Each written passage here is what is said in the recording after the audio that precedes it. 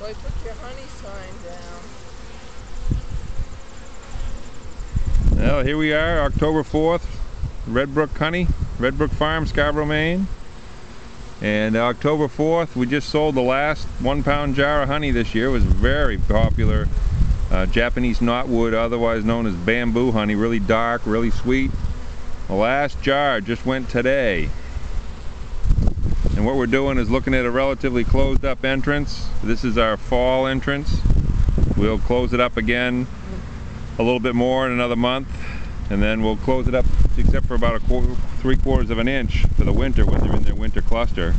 But what we're looking at today is we're at the end of the afternoon orientation period where the bees, the young bees, the 15 to 20 day old bees, they have a 40-day lifespan pretty much, and 15 to 20 days old, they're doing orientation flights and getting used to flying for the first time. These ladies are probably out for their first time today or yesterday. And what you're looking at, you can tell the very small bees, they're smaller. These are carniolan, these are gray bees. They have a carniolan ancestry. You see one girl there with some pollen on her leg.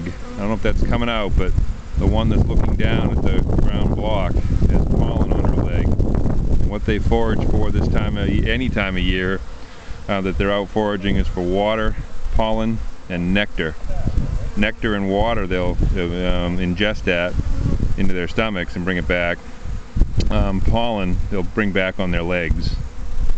And I'm just giving an overall look here. It's kind of like afternoon kindergarten, you know, the younger bees getting out. It's a sunny day. They get out and they fly around, get oriented, and then after they're about 20 days old, they'll start foraging, and their job will be to fly for the next 20 days after that for their 40-day lifespan. These bees right here are kind of talking to each other a little bit, trying to figure out what's going on here. Whether this one trying to get in is trying to rob them, I'm not sure. Whether those two are aggressively getting the scent.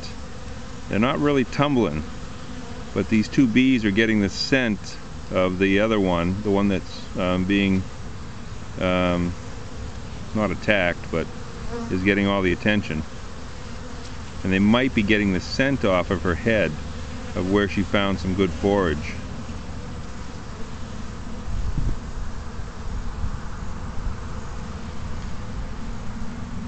Inside the hive here, it's 2 hives deep with a sugar feeder on top. Put a gallon of sugar water in there, mixed up with some Fumidil B for the Nosemia virus, try to get that in. They haven't touched it in 2 days, which tells me it's cool at night and there's still some good forage because they're not interested in the sugar water on top of their hive. On the very top of the hive, underneath the outer cover, is a gallon of sugar water, medicated, and they're not interested in it yet. So there's obviously still some good forage going on. If I pan back and look out, this is out in front, and you can see the yellow color. You can see the clover.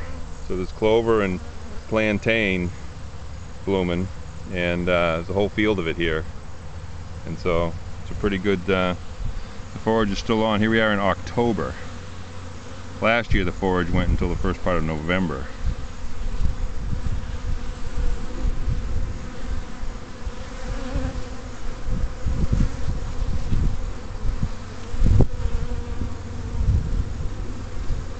You see the young bees there, the very youngest ones are really getting a good scent off of this older one that's come back. And what she's saying is, hey, I found some good stuff. Check me out. Get this scent, memorize it. And then they have a wagtail dance and another round circle dance that they do, and they can tell each other. They orient themselves to the sunshine as to where that forage is.